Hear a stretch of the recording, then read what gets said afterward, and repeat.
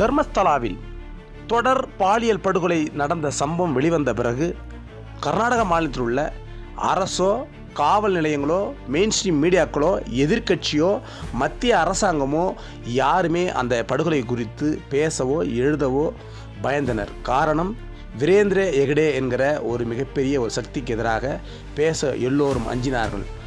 அவரை எதிர்த்து துணிந்து கர்நாடகாவில் ஒரு சில சொற்பமான ஆட்கள் மட்டும்தான் பேசினாங்க. அதில் மிக முக்கியமானவர் நமது நண்பர் பிரபல கன்னட நடிகர் ಚೇತನ್ அவர்கள். ಅವರೋಡು தான் ಇನ್றைಕಿ ನಮ್ಮ ಪೇಟೆಡ್ಗೆ ಇರ್ಕೋ ವಾಂಗ ಪೋವು. ಸರ್ ನಮಸ್ಕಾರ. ನಮಸ್ಕಾರ. ಈ ಕರ್ನಾಟಕದಲ್ಲಿ ಧರ್ಮಸ್ಥಳದ ಒಂದು ಇಶ್ಯೂ ನಡೆದಿದೆ, ಅದ್ರ ಬಗ್ಗೆ ನೀವು ಕೂಡ ಮಾತಾಡಿದ್ರಿ. ಅದು ತಮಿಳ್ ಚಾನಲ್, ಅದ್ರ ಬಗ್ಗೆ ಸ್ವಲ್ಪ ಡೀಟೇಲ್ ಆಗಿ ಹೇಳಿ ಸರ್. ಇವಾಗ ಏನಾಗಿದೆ ಅಂದರೆ 2 ವಾರದಿಂದ ಜುಲೈ 4ನೇ ತಾರೀಕಿಂದ ದಕ್ಷಿಣ ಕನ್ನಡ ಪೊಲೀಸ್ ಸ್ಟೇಷನಲ್ಲಿ ಒಂದು ದೂರಾಗಿದೆ.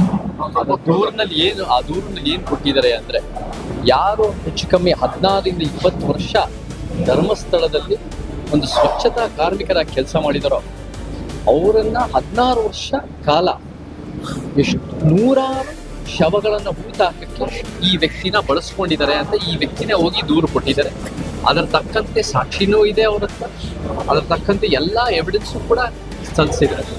ಆದರೆ 2 ವಾರಗಳಿಂದ ಇದೆಲ್ಲ ಕೂಡ ಬಹಳ ದೊಡ್ಡ ಪ್ರಮಾಣದಲ್ಲಿ ಎಕ್ಸ್ಪ್ಲೋಸಿವ್ ಆದ ವಿಚಾರ ಇದ್ರೂ ಕೂಡ ಈ ಒಂದು ಆಳುವ ಶಕ್ತಿಗಳು, ರಾಜಕೀಯ ಪಕ್ಷ, ರಾಜ್ಯ ಸರ್ಕಾರ ಮತ್ತೆ ಪೊಲೀಸ್ ವ್ಯವಸ್ಥೆ ಆಗಿರ್ಬೋದು, ದೊಡ್ಡ ದೊಡ್ಡ ಮೀಡಿಯಾ ಚಾನೆಲ್ಗಳಾಗಿರ್ಬೋದು, ವಿರೋಧ ಪಕ್ಷಗಳಾಗಿರ್ಬೋದು, ಯಾರು ಕೂಡ ಧ್ವನಿ ಎತ್ತಾ ಇಲ್ಲ. ಒಂದು ತನಿಖೆ ಆಗಕ್ಕೂ ಮುಂದುವರಿಸ್ತಾ ಇರಲಿಲ್ಲ, ಗುಪ್ಚುಪ್ಪಾಗಿದೆ. ಯಾವಾಗ ಜನಸಾಮಾನ್ಯರಿಂದ ನಿಮ್ಮಂತ ಕಾಳಜಿ ಇರೋ ಡಿಜಿಟಲ್ ಮಾಧ್ಯಮಗಳಿಂದ ಹೋರಾಟಗಾರರು, ಪ್ರಗತಿಪರರು ಯಾರು ಒಂದು ರೀತಿ ನ್ಯಾಯಕ್ಕೋಸ್ಕರ ಸಂವಿಧಾನ ಎತ್ತಿಡಿಬೇಕು ಅಂತ ವಿಚಾರವಂತರು ನಿಂತುಕೊಂಡು ನಮಗೆ SIT ಬೇಕೇ ಬೇಕು ಅಂತ ಬಹಳ ದೊಡ್ಡ ಪ್ರಮಾಣದಲ್ಲಿ ಈ ಒಂದು ಜನಶಕ್ತಿಯಿಂದ ಒಂದು ಸರ್ಕಾರದ ಒತ್ತಡ ಆಗಿದೆ. ಇವತ್ತು ಭಾನುವಾರ, ಅದು ವಿಶೇಷವಾಗಿ ಇವತ್ತು ಭಾನುವಾರ SIT ಅನ್ನೋದು ಒಂದು ಸ್ಪೆಷಲ್ ಇನ್ವೆಸ್ಟಿಗೇಷನ್ ತಂಡ ಅನ್ನೋದು ರಚನೆ ಮಾಡಿದರೆ ಸರ್ಕಾರ. ಈ ಒಂದು SIT ರಚನೆ ಮಾಡಿರೋದಕ್ಕೆ ನಾವು ಸ್ವೀಕಾರ ಮಾಡ್ತೀವಿ, ಶ್ಲಾಘಿಸ್ತೀವಿ. ಆದರೆ ಅದೇ ಥರ ಈ 2 ವಾರದ ತಡ ಆಗದೆ ಮುಂದೆ ಬಹಳ ಟೈಮ್ಲಿ ಆಗಿ ಸಮಯ ಪ್ರಜ್ಞೆ ಇಟ್ಕೊಂಡು ಬಹಳ ವಸ್ತುನಿಷ್ಠವಾಗಿ ಯಾವ ಒಂದು ಪಕ್ಷಪಾತ ಇಲ್ಲದೆ ಗಟ್ಟಿಯಾಗಿ ಸತ್ಯನ ಹೊರಗೆ ತರಬೇಕು, ನಮಗೆ ನ್ಯಾಯ ಒದಗಿಸ್ಬೇಕು. ಇದರಲ್ಲಿ ನೂರಾರು ಒಂದು ರೀತಿಯ ನ್ಯಾಯ ಸಿಗದೇ ಇರೋ ಶವಗಳು ಇದ್ದಾವೆ. ಅದೆಷ್ಟೋ ಮಹಿಳೆಯರು ಬೇರೆ ಬೇರೆದೆಲ್ಲ ಇದೆ ಅಂತ ಒಂದು ನಮಗೆ ಸುದ್ದಿ ಬರ್ತಾ ಇದೆ.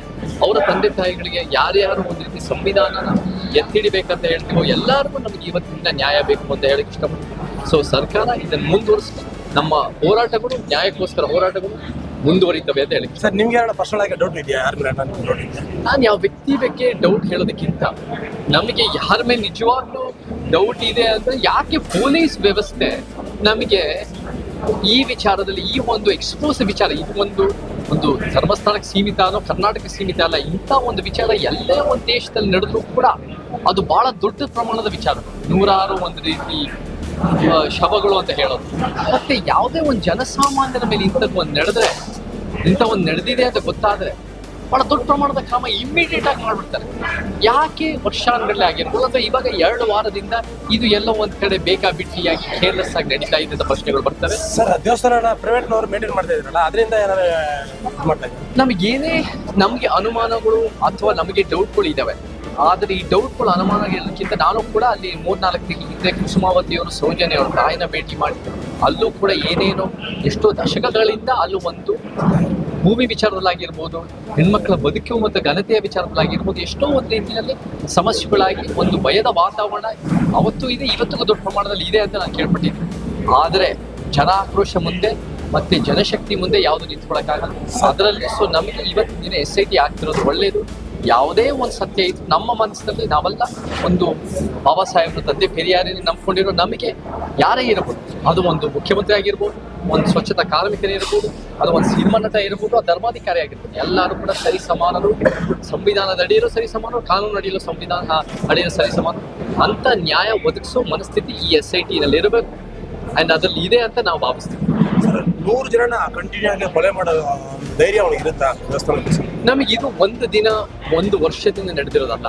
ಇದು ಎಷ್ಟೋ ಒಂದು ದಶಕಗಳಿಂದ ಎಷ್ಟೋ ಒಂದು ಸತ್ಯ ಹೊರಗೆ ಬರದೇ ಬೇರೆ ಬೇರೆದು ಮುಚ್ಚಾಕಿರ್ಬಹುದು.